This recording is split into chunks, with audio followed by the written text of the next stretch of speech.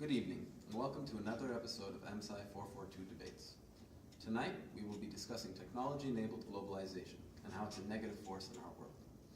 Our expert panel will be discussing many topics and issues, such as how globalization exploits developing countries' natural and human resources, destroys small corporations, causes cultural degradation and inequality, and causes economies susceptible to contagion. But first off, let's define globalization. Globalization is defined as the process of interaction and integration among various peoples, countries, and companies, and is driven by the international trade and investment, all of which are dependent on information technology. The question that we'll be asking today is that if globalization is good for everybody around the world. Globalization is certainly good for developed countries and developing countries. However, when you're talking about emerging economies like that of in sub-Saharan Africa, for example, in countries like Uganda, Nigeria, and Congo, the globalization is not really ideal and might hamper their development. Globalization enabled by technology can severely hurt economies of countries in their early stage of development. These emerging economies cannot compete with already established developed economies like that of US or Canada, or even developing economies like that of India or China. The free trade resulting from globalization results in even playing field, which at first instance might seem a good thing, but this works against the emerging economies. This is because the emerging economies does not have sufficient technology to compete against established economies with more sophisticated technology. The emerging economies also suffer because the technology-based industries and expertise from developing and developed countries replaces manual labor jobs in industries like manufacturing, which causes unemployment in African countries and sub-Saharan countries, as the lack service industry to overtake and compensate for the lack of jobs in manufacturing industry. The rapid growth of multinational companies and foreign ownership has given rise to several questions about the effects on developing countries. As trade reforms reduced protection of national markets in the 1980s and the 1990s, global competition increased. So as seen on the graph, in 7 years, global direct investment doubled from $200 billion to $400 billion. MNCs have shifted parts of production to places in the world where productivity-adjusted costs were lowest. Due to globalization, MNCs can build facilities away from their home countries in developing countries and exploit their people and resources. Developing countries are unstable with high debt and unemployment rates, and it may seem that multinational corporations appear to assist in establishing a more stable and prosperous economy. However, developing countries compete against each other for foreign investment by lowering trade restrictions, which causes significant decrease in labor and environmental standards. And this allows MNCs to exploit labor and resources. An example of that is communities across India that are living around the Coca-Cola bottling plants are experiencing several water shortages directly as a result of Coca-Cola's massive extraction of water from the common groundwater resource. Also, Coca-Cola has been discharging its wastewater into fields around its plants and into rivers, including major rivers for drinking water in India. Due to globalization, MNCs introduce technology into developing countries.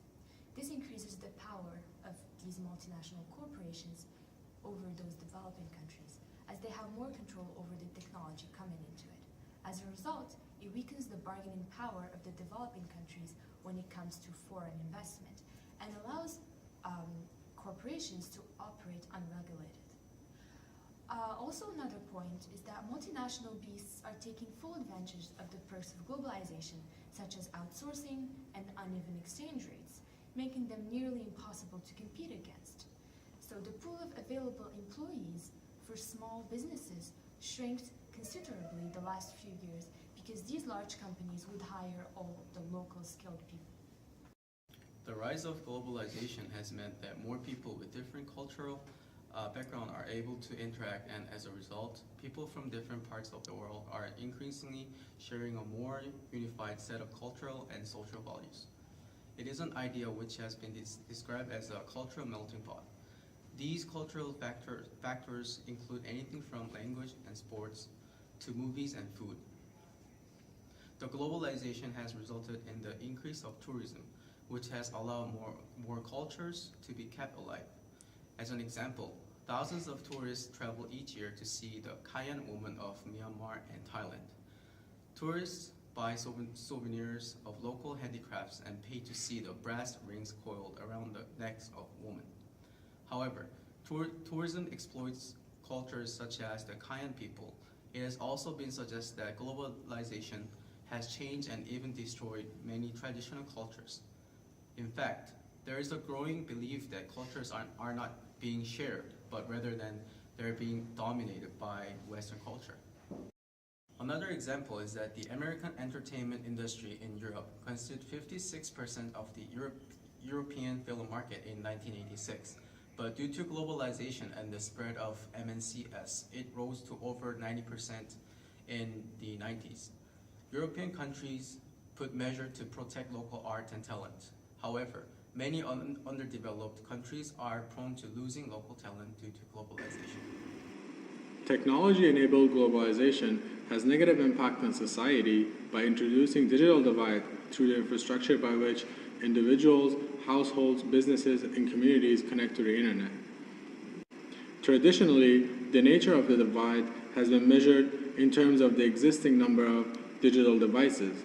Given the increasing number of such devices, the conclusion has been that the digital divide among individuals has increasingly been closing as a result of a natural and almost automatic process. Recent studies have measured the digital divide not in terms of technological devices, but in terms of existing bandwidth per individual. As shown in the figure, the digital divide is not monotonically decreasing, but reopens up with each new innovation. For example, the massive diffusion of narrowband internet and mobile phone during the late 1990s increased digital inequality, as well as the initial introduction of broadband DSL and cable modems during the 2003-2004 increased level of inequality.